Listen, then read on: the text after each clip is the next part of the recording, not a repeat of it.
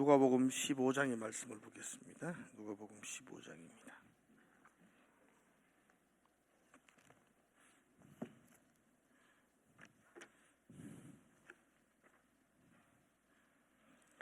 아, 11절부터 보겠습니다. 누가복음 15장 11절입니다.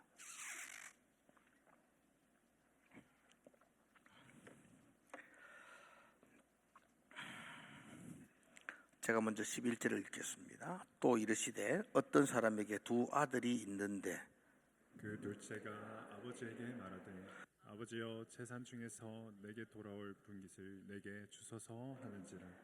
아버지가 그 살림을 각각 나눠 주었더니 그 후 며칠이 못되어 둘째 아들이 재물을 다 모아가지고 먼 나라에 가 거기서 허랑방탕하여 그 재산을 낭비하더니 다 없앤 후 그 나라에 크게 흉년이 들어 그가 비로소 궁핍한지라. 가서 그 나라 백성 중 한 사람에게 붙어 사니 그가 그를 들로 보내어 돼지를 치게 하였는데 그가 돼지 먹는 쥐업 열매로 배를 채우고자 하되 주는 자가 없는지라. 이에 스스로 돌이켜 이르되 내 아버지에게는 양식이 풍족한 품꾼이 얼마나 많은가. 나는 여기서 줄여 죽는구나.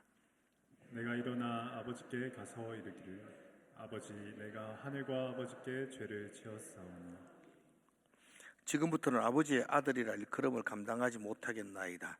나를 품꾼의 하나로 보소서 하리라 하고 이에 일어나서 아버지께로 돌아가니라.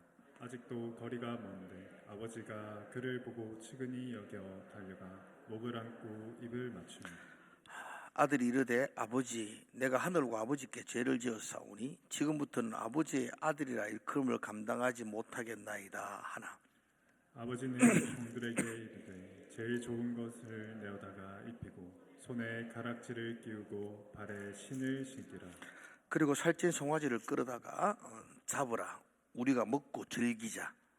이 내 아들은 죽었다가 다시 살아났으며 내가 잃었다가 다시 얻었노라 하니 그들이 즐거워하더라. 맏아들은 밭에 있다가 돌아와 집에 가까이 왔을 때에 풍악과 춤추는 소리를 듣고 한 종을 불러 이 무슨 일인가 묻는데 대답하되 당신의 동생이 돌아왔음에 당신의 아버지가 건강한 그를 다시 맞아들이게 됨으로 인하여 살찐 송아지를 잡았나이다 하니 그가 노하여 들어가고자 하지 아니하거늘 아버지가 나와서 권한대 아버지께 대답하여 이르되 내가 여러 해 아버지를 섬겨 명을 어김이 없거늘 내게는 염소 새끼라도 주어 나와 내 벗으로 즐기게 하신 일이 없더니 아버지의 살림을 창녀들과 함께 삼켜버린 이 아들이 돌아오매 이를 위하여 살찐 송아지를 잡으셨나이다. 아버지가 이르되 예 너는 항상 나와 함께 있으니 내 것이 다 네 것이로되 이 내 동생은 죽었다가 살아났으며 내가 잃었다가 얻었기로 우리가 즐거워하고 즐거워하는 것이 마땅하다 하니라. 아멘. 오늘 비유는 너무나 다 잘 알고 있습니다. 주일학교 때부터 아주 많이 들었던 비유입니다. 새로운 것이 사실은 없다고 할 정도로 무엇을 설교를 해야 될지 예전에 했던 거 그대로 또 해야 될지 이렇게 많이 망설이게 됩니다. 그리고 이 비유는 예수님이 하신 비유 중에 아주 가장 긴 분량을 할애하고 있습니다. 아주 길게 이야기가 이어지고 있습니다.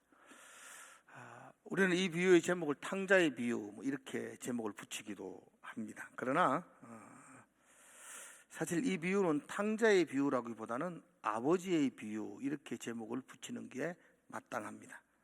물론 탕자가 이 비유 속에 차지하고 있는 그 메시지가 중요한 건 사실입니다. 그러나 이 비유의 주인공은 아버지입니다. 아버지.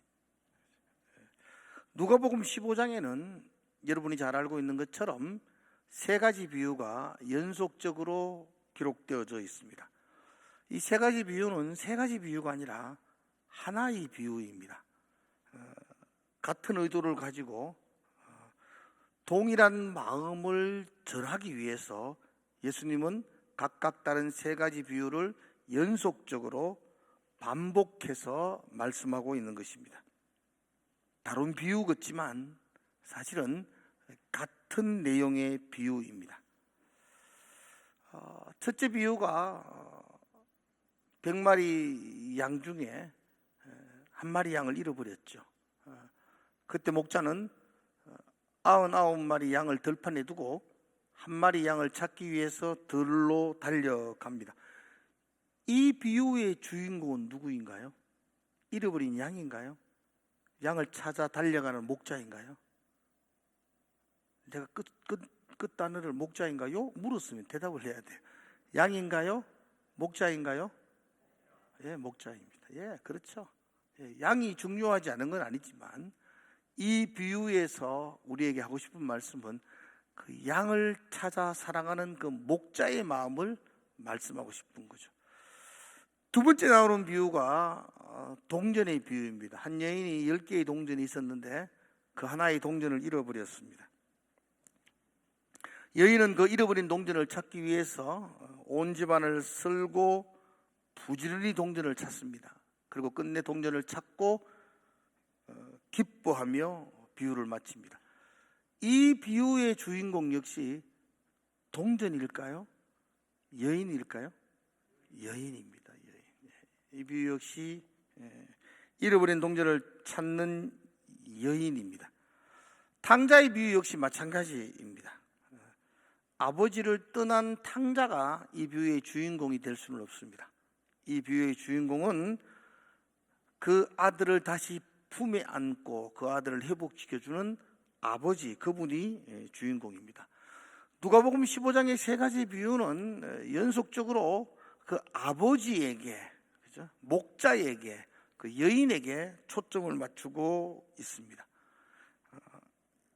이런 양을 통해서 목자의 심정으로 우리에게 찾아오신 하나님 아버지의 마음, 그리고 이런 동전을 비유를 통해서 그 동전을 찾기 위해 안타깝게 온 집안을 쓸고 부지런히 찾는 그 여인을 통해 나타난 하나님 아버지의 마음, 그 마음이 이 비유의 특징이죠. 탕자의 비유도 마찬가지입니다. 아주 선명하게 드러납니다. 아들을 품에 안으시고 아들을 용서해 주시는 그 아버지의 마음이 이 세 번째 비유를 통해서도 우리에게 분명하게 전달되어집니다. 그래서 오늘 제가 이 비유의 제목을 탕자의 비유라 정하지 아니하고 아버지와 두 아들의 비유로 정했습니다. 그 두 아들을 통해서 아버지의 마음을 우리가 살펴보려고 합니다. 여러분, 오늘 이 비유를 통해서 탕자 이야기도 많이 하겠고 큰아들 이야기도 하겠지만 그 두 아들을 향한 아버지의 마음을 놓치지 않기를 바랍니다. 이제 비유 속으로 한번 들어가 보겠습니다. 아버지에게 두 아들이 있습니다. 문제는 둘째 아들입니다. 12절에 보면 이 둘째 아들이 아버지에게 한 가지 요청을 합니다.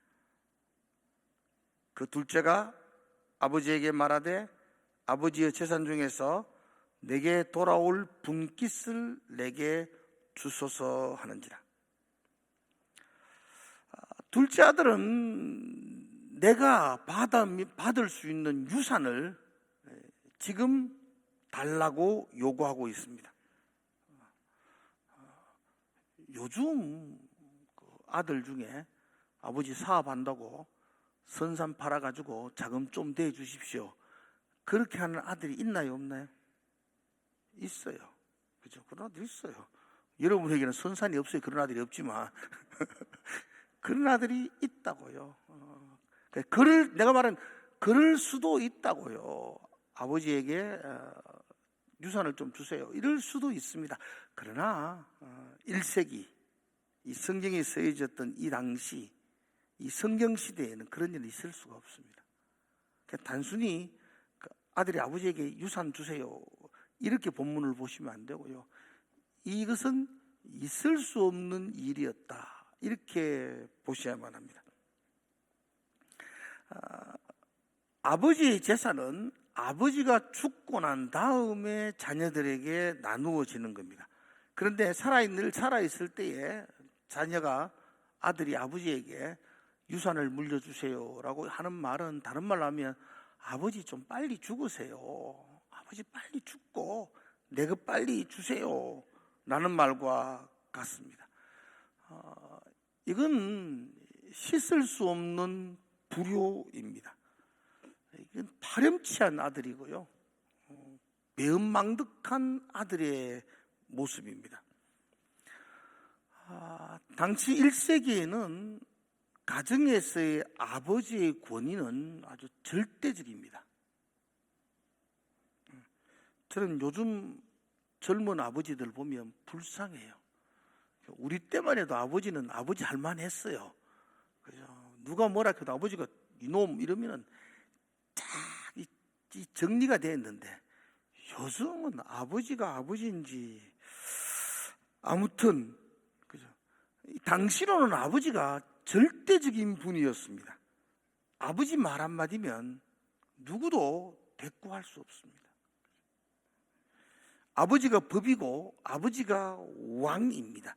그런데 그 아버지에게 빨리 죽으십시오, 내 것 주십시오, 이렇게 말하는 것은 있을 수가 없습니다. 혹 그렇게 말하는 자식이 있다면 이 자식을 우리는 개망난이라 이렇게 부릅니다. 그냥 아들이 아니요, 패역한 자식입니다. 이런 아들은 아버지에게 있어서 수치입니다. 수치. 이런 아들은 아버지에게 모욕을 주는 자입니다.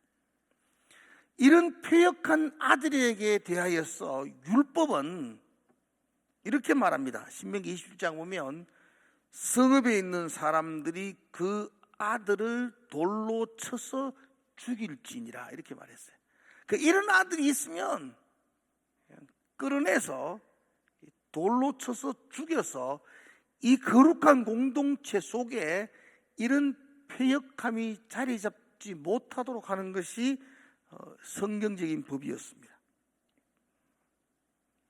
제가 지금 이런 얘기 하는 이유는 이 둘째 아들이 그냥 단순히 향락과 유흥을 즐겨하는 아버지에게 있어서 그냥 좀 빗나간 삐딱한 아픈 손가락 정도의 아들이 아니라는 것을 말씀드립니다. 이 아들은 당시 사회적으로나 성경적으로나 아주 죽어 마땅한 아들입니다.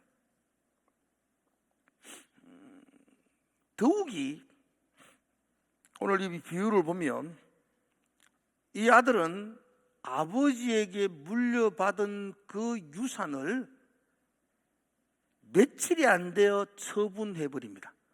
13절의 말씀이죠. 한번 같이 한번 읽어볼까요? 13절 시작.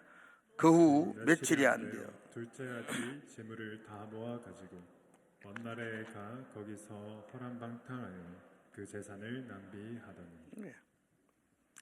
아버지에게 받은 그 유산을 며칠이 안 돼서 처분해요. 자, 여러분, 아버지가 그 아들에게 그 유산을 물려줬어요.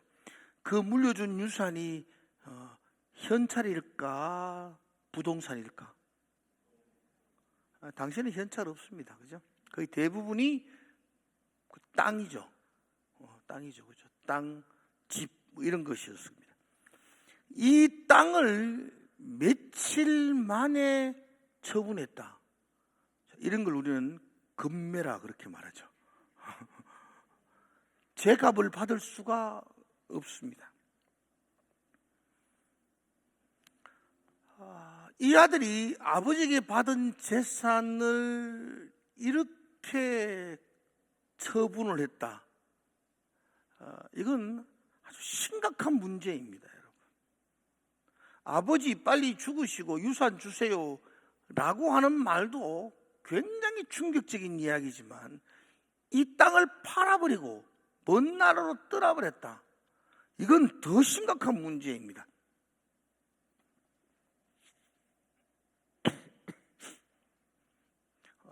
왜냐하면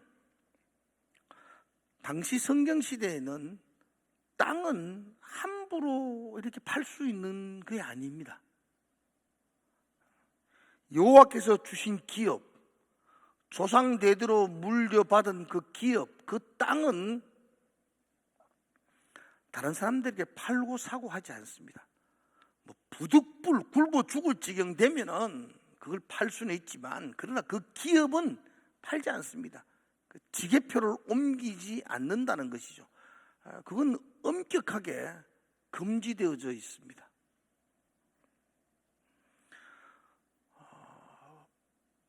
북이스라엘의 7번째 왕이었던 아합이라는 왕이 있습니다. 아주 악한 왕이었습니다. 하나님을 거역한 왕이었고 바알과 아세라를 섬기는 패역한 왕이었습니다. 그 왕의 왕궁 앞에는 기름진 포도원이 있었습니다. 그 포도원의 주인이 나봇이었죠.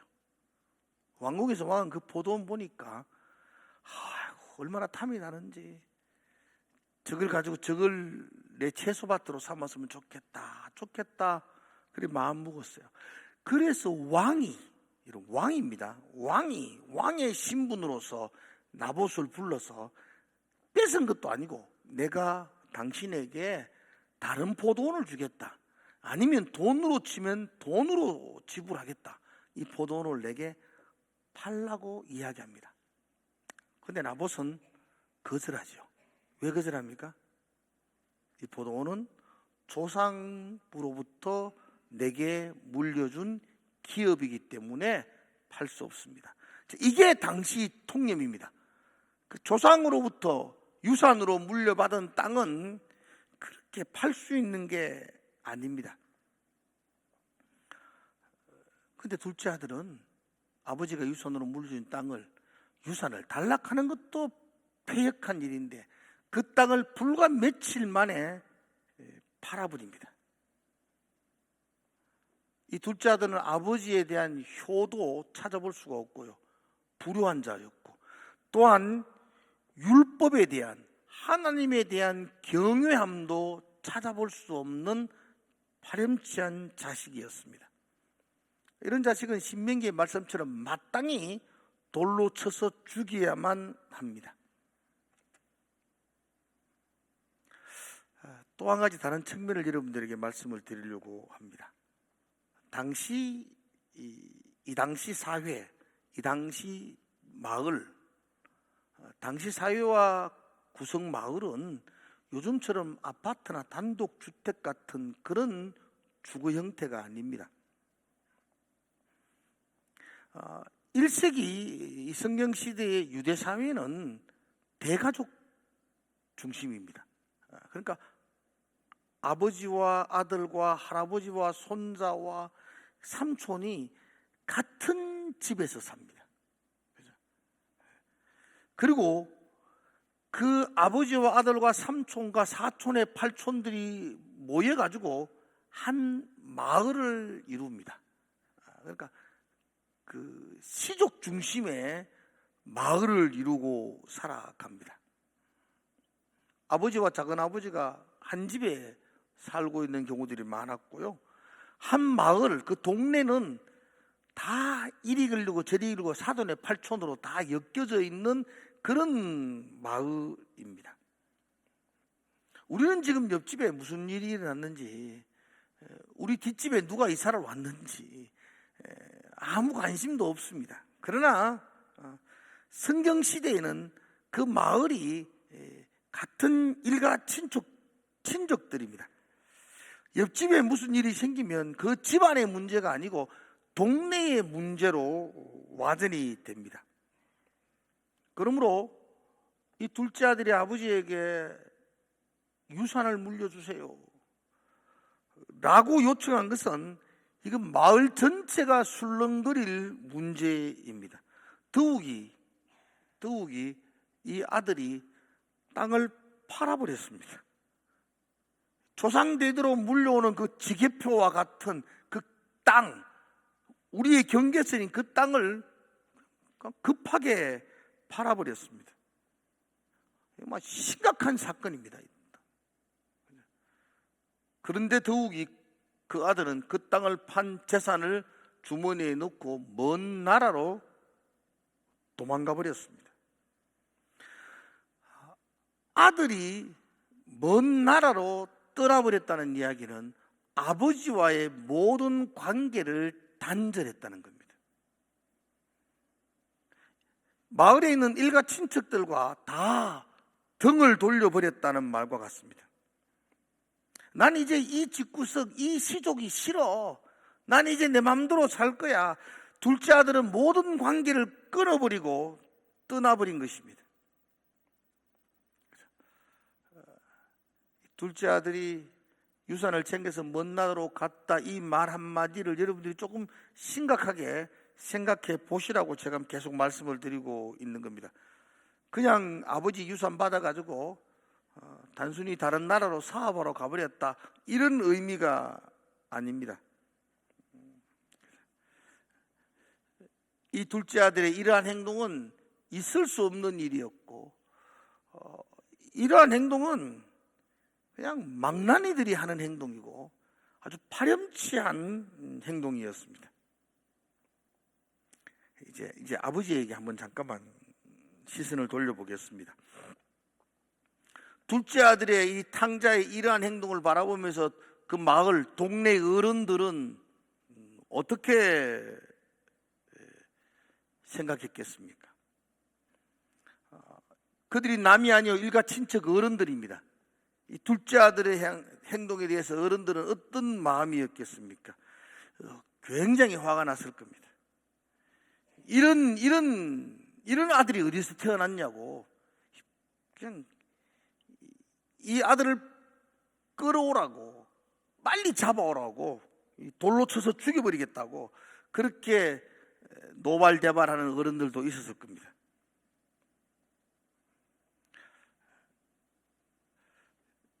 근데 이 아들은 떠나버리고 못 찾아옵니다.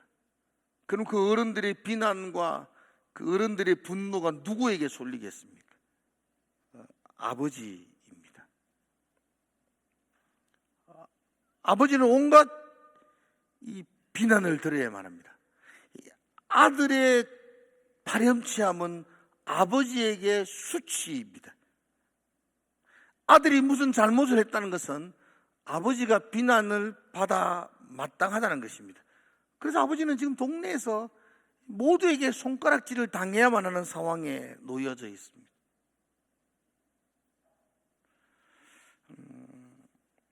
당시 사회에서 가장 중요한 것 중에 하나가 명예입니다. 명예.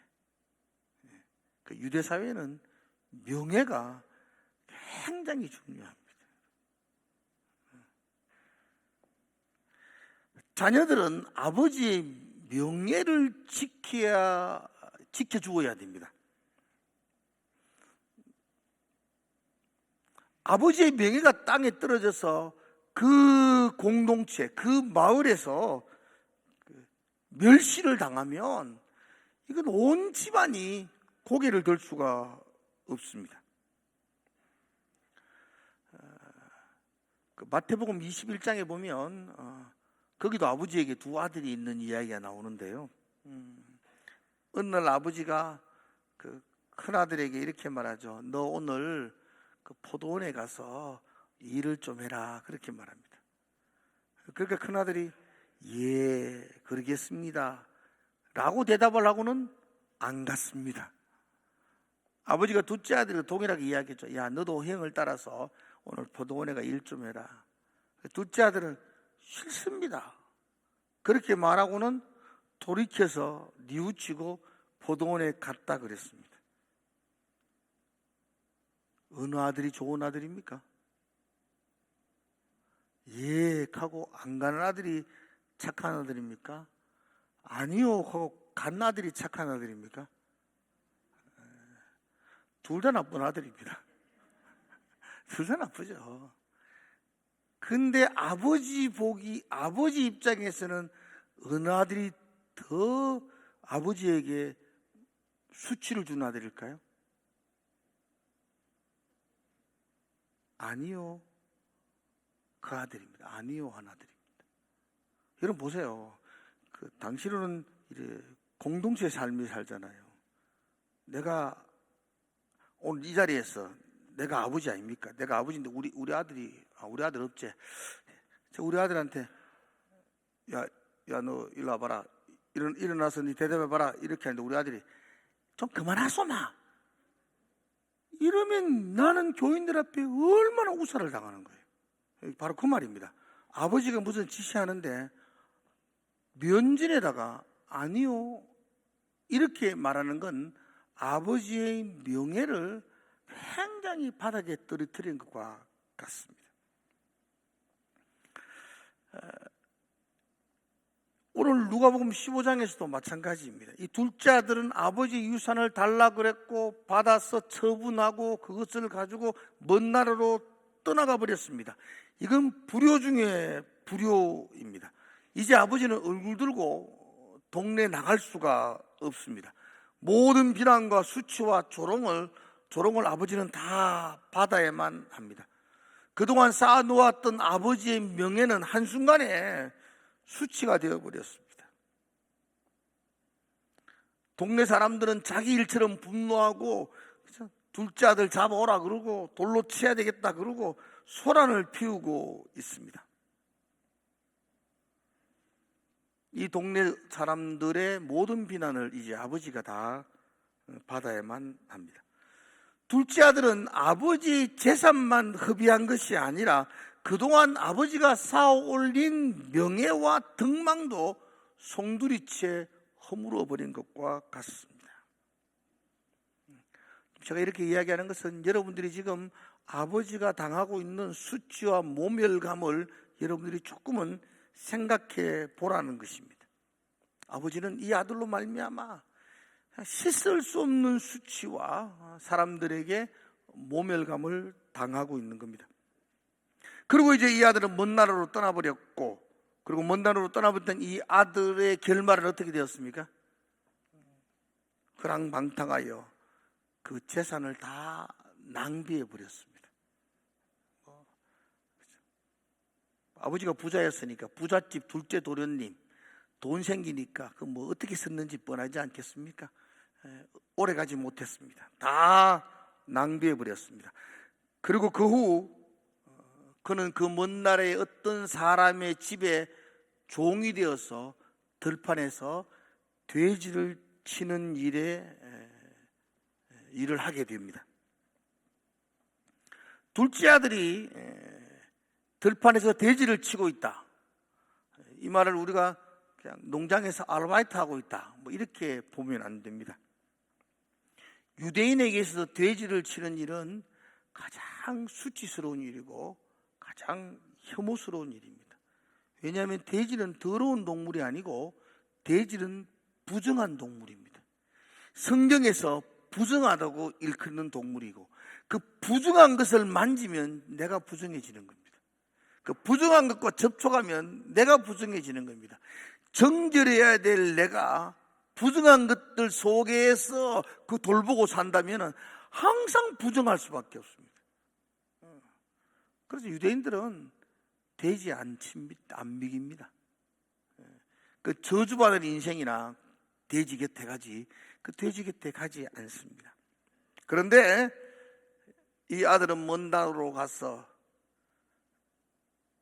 양식을 구할 수 없어서 돼지 치는 일을 하게 됩니다.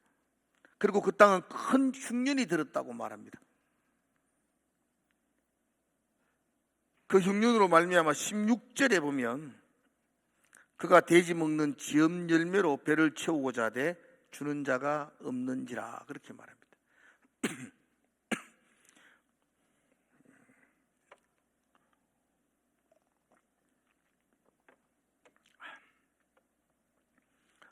제가 목이 좀 안 좋아요. 기침 한번 하겠습니다.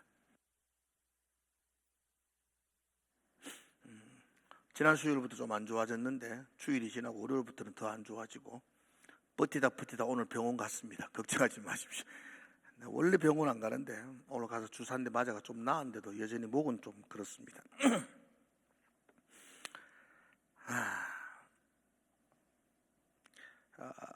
흉년이 들었고 먹고 살 양식이 없습니다. 그래서 16절에 보면 그는 돼지가 먹는 지엽 열매로 배를 채우고자 합니다. 지엽 열매는 돼지밥입니다. 아주 가난하고 아주 양식이 없으면 사람도 이 지엽 열매를 먹기도 한답니다.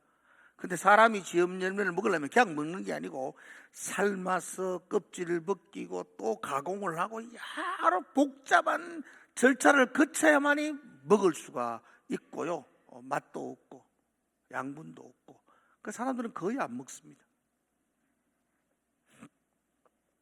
그런데 그는 이 지엽 열매조차도 그 허기진 배를 채울 수가 없습니다. 주는 자가 없습니다. 이것이 아버지와 단절된 아들의 비참함입니다. 아버지를 떠난 아들은 인생 막장으로 떨어져 버렸습니다. 아버지를 떠난 아들의 처참한 모습을 돼지를 치더라, 지연 열매로도 주는 자가 없더라, 이렇게 지금 성경은 표현하고 있습니다. 아버지를 떠나면 자유를 얻을 것 같고, 아버지를 떠나면 마음껏 다 누릴 것 같고, 유산도 받았겠다, 부족함이 없을 것이라고 생각했습니다. 그런데 아버지를 떠난 이 아들에게는 평안이 없습니다. 자유도 없습니다. 비참함 속에 떨어져 버리고 말았습니다. 아버지를 떠난 이 아들은 경제적인 파산, 영적인 파산, 인격적인 파산, 온전한 잿더미 위에 그가 던져져 버렸습니다. 그러나 여러분, 바로 그 자리, 그 돼지우리, 그 처참한 자리, 그 비참한 자리가 하나님의 부르심을 받는 자리입니다. 그죠? 그 절망의 자리가 하나님을 바라볼 수 있는 소망의 자리가 되는 거죠.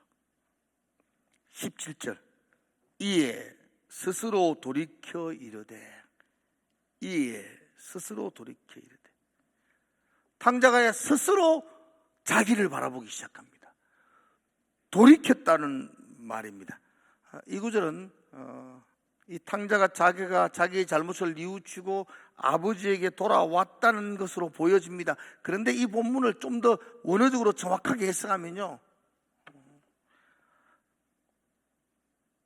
자기 자신을 올바르게 인식하였다, 이런 뜻입니다.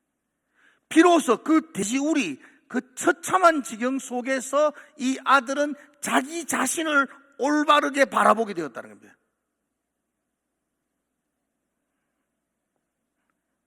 여러분, 이 탕자가 자기 자신을 올바르게 바라보게 되었다. 무엇이 그를 자기 자신을 바라보게 만들었나요? 어떻게 그가 자기 자신을 올바르게 바라볼 수 있도록 만드는데, 그 전까지는 그는 자기 자신을 바라보지 못했거든요. 근데 그 비참함 속에 떨어져서 그가 자기 자신을 올바르게 바라보게 되었다는 겁니다. 무엇 때문에? 무엇이 그를 자기를 바라볼 수 있도록 만들었다는 것일까요? 이게 하나님의 은혜입니다. 하나님의 은혜의 빛이 그의 마음에 비추게 될 때에 그는 자기를 바라보게 되었다는 겁니다. 여러분, 우리 인간은 스스로 자기를 돌아볼 능력이 없습니다. 캄캄한 방 안에서는 아무것도 보이지 않습니다. 한 줄기 빛이 비춰서야 자기를 볼 수가 있습니다. 하나님의 빛이 자기 마음에 비치지 않는 한 자기는 자기 자신을 올바르게 볼 수가 없습니다. 우리는 지금 17절의 말씀이 탕자가 그 고생하는 동안에 고생하다가 내가 이제 하나님께 돌아가야지 회개하게 되었다, 스스로 회개하게 되었다라고 생각하지만 그게 아니요, 하나님이 그에게 빛을 비추어 주어서 자기 자신을 보게 만들어 주었어. 그래서 회개의 자리로 그가 돌아가게 되었다는 겁니다. 여러분, 회개는요, 인간의 결단이 아닙니다. 한번 따라합시다. 회개는 인간의 결단이 아닙니다. 회개는 하나님이 찾아오심의 결과입니다. 여러분, 내가 회개했다고 생각하세요, 여러분들이? 내가 그때에, 그 밤에, 그 기도회 때에 내가 내 죄를 발견하고 눈물을 흘리며 회개했다고 생각하세요? 아니요, 하나님이 그때 나를 찾아오신 거예요. 하나님이 나를 찾아오셔서 내가 하나님께로 돌아갈 수 있게 되었다는 겁니다. 그럼 우리 회개는 나의 결단이 아니고 하나님의 찾아오심의 결과입니다. 탕자가 자기 마음속으로 아버지를 생각하고 스스로 아버지에게 돌아가겠다고 다짐한 게 아니고 하나님이 그에게 찾아가셨기 때문에 그가 자기를 발견하고 아버지에게 돌아오게 되었다는 겁니다. 이 부분은 앞부분의 비유를 통해서도 정확하게 보여주고 있습니다. 잃어버린 한 마리 양이 돌아왔나요? 목자가 찾아갔나요? 굉장히 어려운 질문이죠. 잃어버린 양이 집으로 돌아왔나요? 목자가 찾아갔나요? 당연한 이야기죠. 양은 스스로 돌아올 수 없어요. 목자가 찾아갔기 때문에 양이 집으로 돌아올 수 있죠. 잃어버린 동전이 주인님 나 침대 밑에 있어요 이렇게 소리쳤나요? 여인이 쓸고 닦으며 동전을 찾아간 거죠. 탕자가 스스로 아버지 내 돌아갑니다 그렇게 했나요? 아니라는 겁니다. 아버지의 은혜의 빛이 그의 마음을 비추기 시작하자 그가 스스로 자기를 돌아보기 시작했다는 겁니다.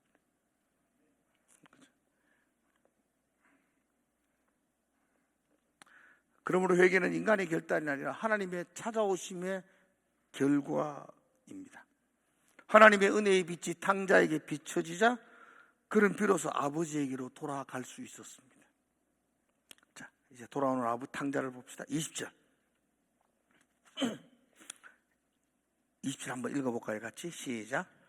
예, 일어나서 아버지께로 돌아가니라. 아직도 거리가 먼데 아버지가 그를 보고 측은히 일어나 저희가 목을 안고 입을 맞추니. 예. 그가 아버지께 돌아가자 놀라운 장면이 펼쳐지고 있습니다. 아직도 거리가 먼데 저 멀리 아들이 오고 있습니다. 아들은 아버지 못 봤습니다. 그런데 아버지는 그 아들을 봅니다. 여러분, 아들은 아버지 못 봤는데 아버지는 어떻게 그 아들을 보죠? 아버지가 눈이 더 어둡잖아요. 근데 아버지가 먼저 봐요. 뭐란 말입니까 이거는? 아버지가 기다리고 있었다는 거죠. 아버지는 항상 아들이 저기서 올 것을 기다리고 있었죠. 그러니까 아들이 오니까 금방 알아보는 것입니다. 그리고 아버지는 아들을 향하여 달려갑니다. 여러분, 당시 사회에서도 나이 많은 아버지가 막 뛰어가는 것은 그건 천박한 행동입니다. 그 나이 많은 아버지는 안 뜁니다.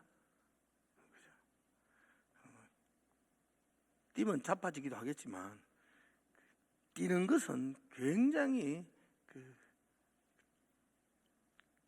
경거망동처럼 보여집니다. 근데 지금 아버지는 그런 거 생각할 것도 겨를이 없습니다. 먼데 아들을 보자마자 아버지는 그냥 달려가기 시작합니다.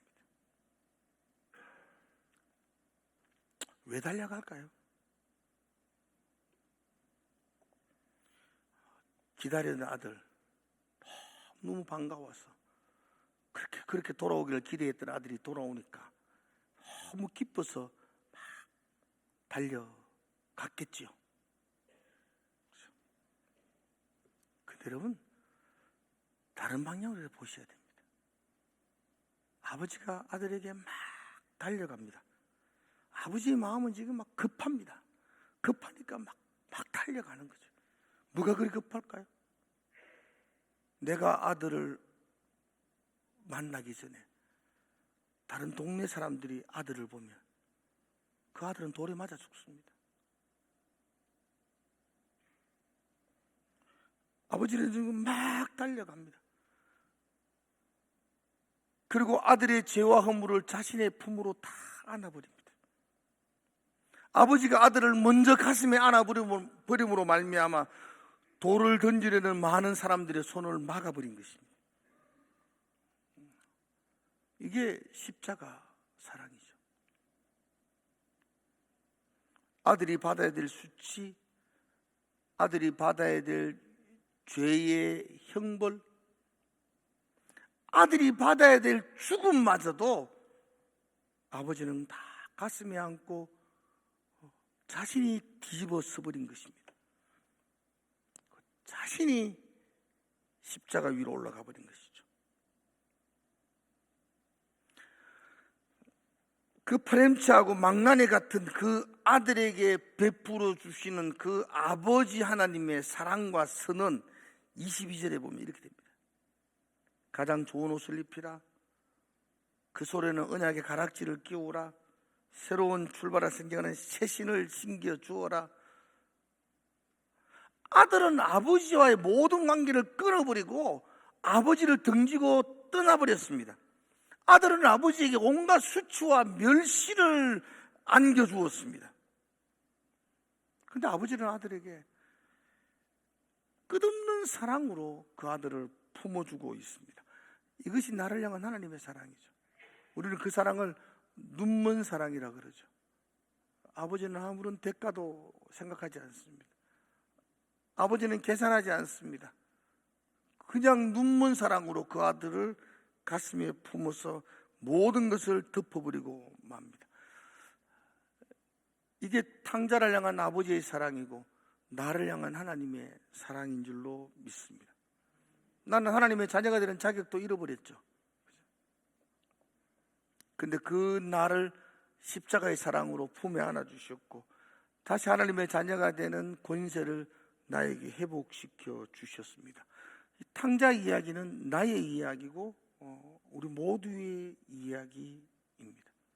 그래서 이 이야기는 가장 가슴 절절한 아버지의 사랑을 우리에게 소개해 주는 이야기이기도 합니다. 이제 가장 중요한 마지막 부분을 보겠습니다. 지금까지가 서론이었고요. 이제 본론이 시작됐습니다. 본론이 별로 길지가 않습니다.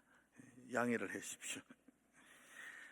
이 이야기의 가장 중요한 부분이 마지막에 등장합니다. 이 이야기의 가장 중요한 부분입니다.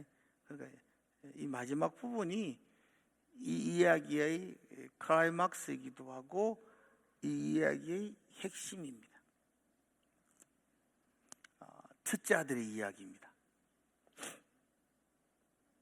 큰아들은 그날도 밭에 나가서 열심히 일했습니다. 해가 뉘웃뉘웃 저물 무렵 아들은 집으로 돌아옵니다. 근데 집에서 웬 잔치가 벌어지고 있습니다. 무슨 일이지? 붕악 소리가 울려 퍼집니다. 큰아들은 한 종을 불러서 물어봅니다. 무슨 일이 있노? 그러자 그 종이 대답합니다. 집을 나갔던 당신의 동생 그 둘째 아들이 건강하게 돌아왔습니다.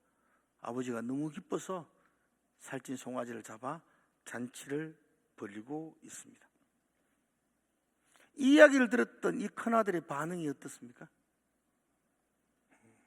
28절입니다. 한번 읽어볼까요? 시작. 그가 노하여 들어가고자 하지 아니하거든 아버지가 나와서 권하는데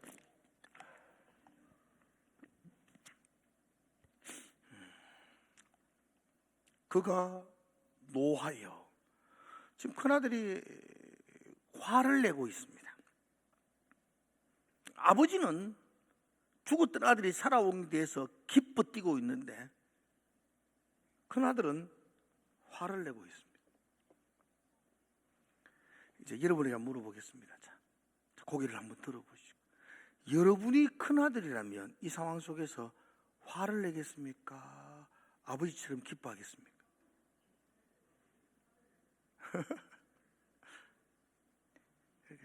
그 각자 다를 수 있겠죠. 뭐. 근데 대부분 어떨까 싶습니다. 저 생각했습니다. 니는 어떨겠나? 나는 동생 죽었습니다, 내한테. 나도 화가 나지 않을까 생각되어집니다. 물론 동생이 돌아온 것에 대해서는 반갑겠지요. 반갑죠. 그러나 그가 저지른 잘못이 있지 않습니까? 동생이 송아지를 잡아서 잔치를 할 만큼 그렇게 그럴 일은 아니잖아요, 지금. 그 동생의 잘못에 대해서는 아무 말도 하지 아니하고 그냥 송아지 잡아서 잔치를 벌이고 있다. 왠지 마음이 불편합니다. 벌을 해야죠.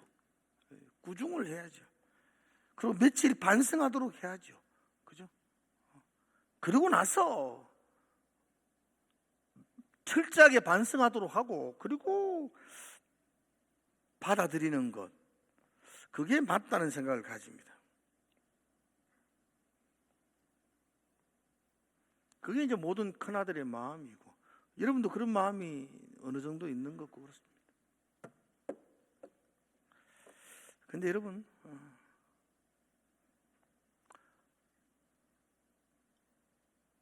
아버지가 다 용서했다는데 네가 왜 합니까? 아버지가 용서했는데 큰아들이 무슨 할 말이 있습니까? 치욕을 당한 사람도 아버지였고 수치를 당한 사람도 아버지였고 그가 날려버린 재산도 아버지 것이었고 아들을 향한 무너지는 실망을 한 사람도 아버지였습니다. 그런 아버지가 그 아들을 가슴에 품고 다 용서해 줬다는데, 그런데 다른 사람이 무슨 할 말이 있겠습니까? 그렇게 화를 내고 집에도 안 들어갈 만큼 그렇게 할 일은 아니지 않나요? 옛날에 연예인들이 모인 이렇게 교회가 있었답니다. 연예인 교회가 지금도 있었죠. 그때 목사님하고 성경 공부를 했는데, 그때 이제 연예인교회 초창기 멤버가 구봉서라는, 지금 젊은이들 모르지만 한때 유명한 코미디언이었죠. 구봉서 장로가 처음 교회를 믿게 되어서 이렇게 성경 공부를 하는데, 그때 성경 공부할 때 예수님이 동정녀 마리아에게서 태어났다 막 그렇게 하니까 다른 연예인들이 같이 공부하는 연예인들이 벌벌 뛰는 거죠. 뭐. 왜 동정녀에게서 아들이 놓을 수 있어? 사람이 놓노? 이 말이 되나? 그러고 막 벌쩍벌쩍 뛰고 목사님한테 계속 질문하고 하니까 마지막에 구봉서 장로가 그렇게 말했다. 지금 앞에 요새 또 가만히 있는데 네가 왁하느냐고. 이제 알아들어요. 죽은 남편도 가만히 있는데 쥐가 와 쥐를 하고 있네 그러면서 막 그랬다 그러더라고요. 그거 정말 일리가 있는 말이잖아요. 아버지가 용서했다는데 쥐가 화 그래. 쥐가 화가 낼 게 뭐 있어요. 수치와 모멸감을 당했던 아버지, 그 아버지가 다 용서하고 가슴에 부었는데 그 아들이, 큰 아들이 그렇게 말할 건 아니죠. 아버지가 기뻐하면요, 큰아들도 기뻐해야 됩니다. 아버지가 용서했으면 큰아들도 용서해 주어야 합니다. 그런데 이 큰아들은 잔뜩 화가 나 있습니다. 아버지가 집 밖으로 나와서 큰아들에게 권유합니다. 얘야, 왜 그러느냐? 동생이 살아 돌아왔는데 같이 들어가서 기뻐하자. 얘야, 네가 왜 화를 내느냐? 큰아들은 아버지에게 불만을 터뜨립니다. 큰아들의 불만 한번 잠깐만 들어보십시오. 29절 한번 볼까요? 29절. 한번 여러분 29절 한번 읽어보십시오. 시작. 내가 여러 해 아버지를 섬겨 명을 어김이 없거늘 내게는 염소 새끼라도 주어 나와 내 벗으로 즐기게 하신 일이 없거늘. 이게 중요한 단어거든요. 내가 여러 해 아버지를 섬겼거늘. 여러 해 아버지를 섬겨. 근데 이제 한국 단어로는 조금은 해석이 부족해요. 내가 여러 해 아버지를 섬겼습니다. 나는 지금까지 아버지를 섬겼습니다. 여기서 섬겼다는 말은요, 원어적으로 보면 둘로스라는 단어를 쓰였어요. 내가 아버지를 여러 해 동안 종처럼 섬겼습니다. 이런 뜻이에요. 여러분, 이 큰아들은 집안에서 아들처럼 살은 게 아니고 종처럼 섬겼어요. 종처럼.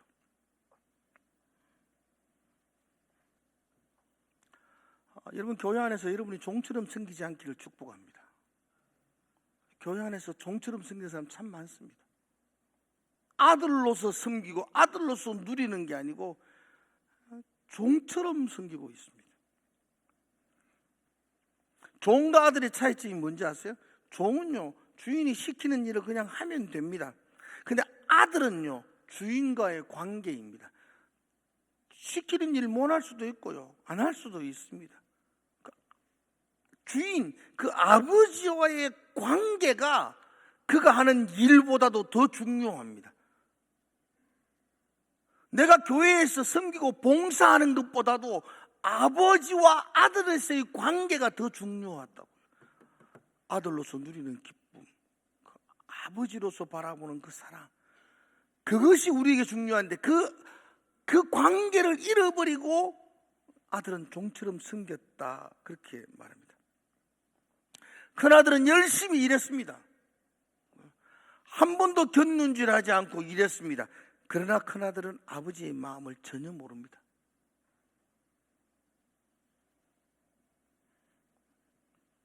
아버지는 죽은 아들이 돌아온 것처럼 그렇게 기뻐합니다. 그런데 도리어 큰아들은 화를 내고 있습니다. 여러분, 누가복음 15장에는 세 가지 비유가 연속적으로 기록되어 있다고 말하죠. 그런데 이 세 가지 비유를 누구에게 하신 말씀인지를 아세요? 이게 제일 중요하죠.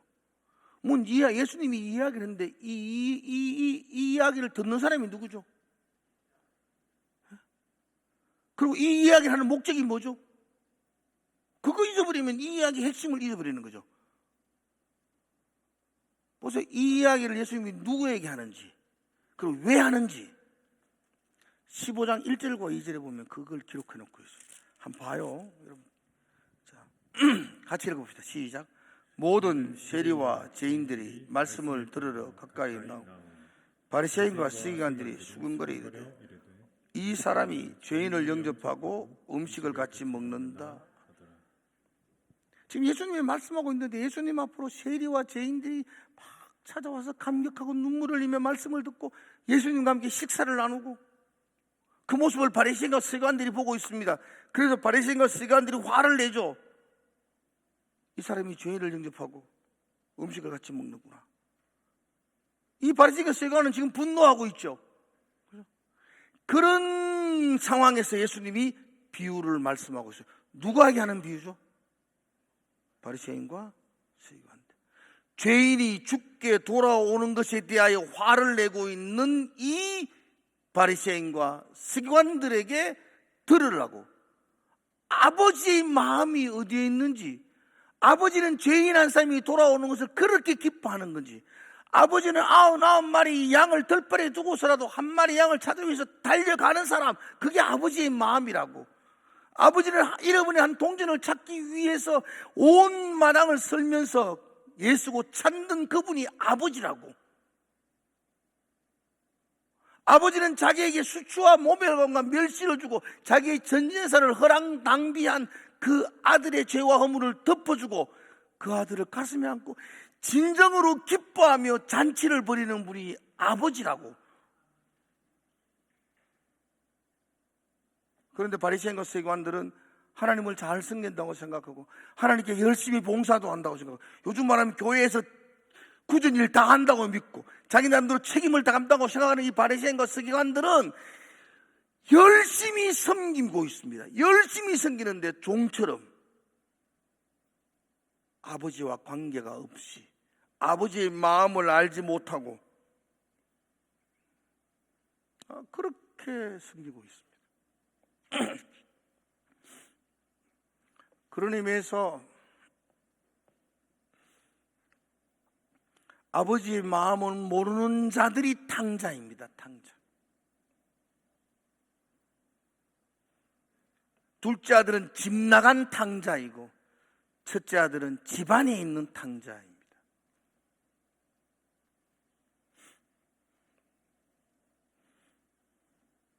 오늘 이 비유에서 아버지는 2번 집 밖으로 나갑니다. 한 번은 둘째 아들이 돌아오는 모습을 보면서 거리가 멀지만 막 달려나가는 것이 아버지였고요. 또 한 번은 큰아들이 밖에서 화를 내며 씩씩거리는 모습을 보고 아버지는 또 밖으로 나갑니다. 아버지가 첫 번째 밖으로 나갔을 때에는 둘째 아들을 가슴에 안고 송아지를 잡아 잔치하는 것으로 마무리를 짓습니다. 두 번째 아버지가 집 밖으로 나가서 큰아들에게 권면합니다. 얘야, 너도 같이 가자. 이거 다 네 것 아니냐? 근데 두 번째 밖으로 나갔을 때 결과는 어떻게 되었나요? 모르겠죠. 예. 성경은 거기에 대해서 아무 말도 안 하고 슬그머니 끝을 맺고 있습니다. 여러분 어떻게 생각하십니까? 아버지가 나가서 큰아들에게 얘야, 네 동생이 죽었다가 살아왔지 않느냐? 니도 같이 가서 같이 기뻐하자. 그럴 때 그 말을 듣고 이 큰아들이 집에 들어와서 잔치에 참여했을까요? 아니면 저는 안 좋습니다, 싫습니다, 그리고 늘 그 자리에 머물러 있었을까요?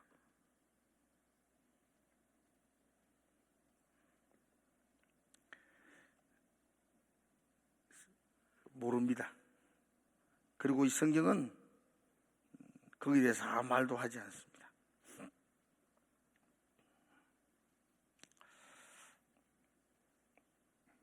그러나 지금 이 성경은 우리에게 마지막으로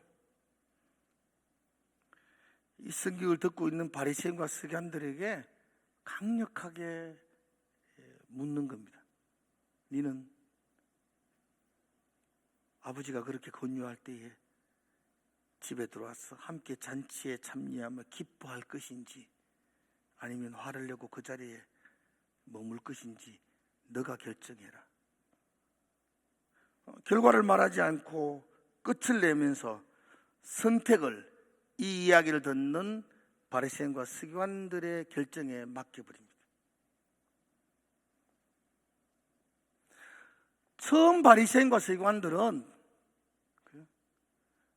죄인과 세리를 가슴에 품으시고 음식을 같이 먹는 예수님에 대하여 매우 못마땅하며 화를 냈습니다. 그리고 이제 세 가지 비유를 듣고 그들이 이제 결정해야 됩니다. 여전히 화를 내고 밖에 머물러 있을 것인지 아니면 예수님의 그 설교를 통해서 아버지의 마음을 알아야 되지, 깨닫고 잔치에 참여하게 될 것인지, 그건 그들이 결정하고 선택해야 됩니다. 하나님은 지금도 탕자에게와 또 큰아들에게 동일하게 하나님은 지금도 말씀합니다. 얘야, 들어오느라.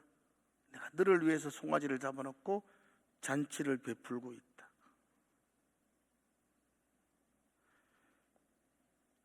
하나님 아버지는 언제나 잔치를 베풀고 기다리고 계십니다.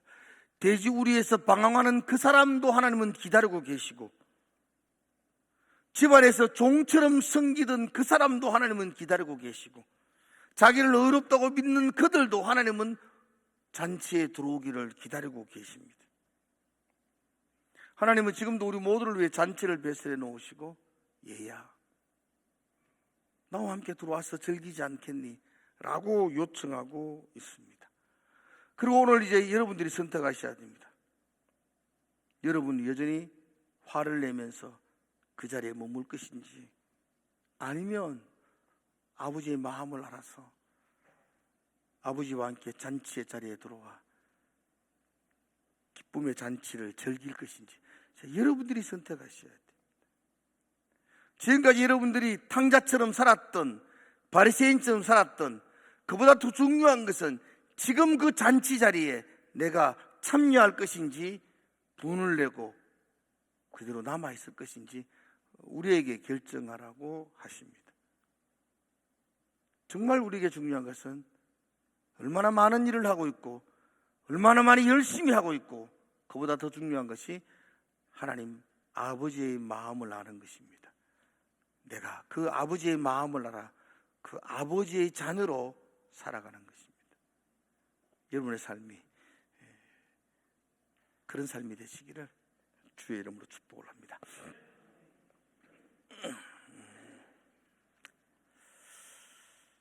하나님 아버지, 분주함과 바쁨 때문에 아버지 마음을 잃어버릴 때가 참 많습니다.